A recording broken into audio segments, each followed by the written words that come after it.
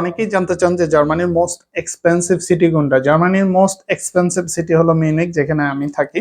এই মিউনিকটা হলো জার্মানির সবচেয়ে বড় যে স্টেট, সেটা হলো বাভারিয়া। এই বাভারিয়ার হলো ক্যাপিটাল হলো মিউনিক, এবং এটা হলো জার্মানির সবচেয়ে ওল্ডেস্ট ক্যাপিটাল। জার্মানির যে রিচ পিপল গুলো, তাদের বড় একটা অংশ কিন্তু এই মিউনিকেই বসবাস করে, এবং মিউনিকে অনেক কোম্পানির হেডকোয়ার্টার এবং অনেক কোম্পানির অরিজিন হলো মিউনিখের, যে কারণে মিউনিকটা অনেক এক্সপেন্সিভ, এবং এটা বার্লিনের থেকেও বেশি এক্সপেন্সিভ, বার্লিন ক্যাপিটাল হওয়া সত্ত্বেও।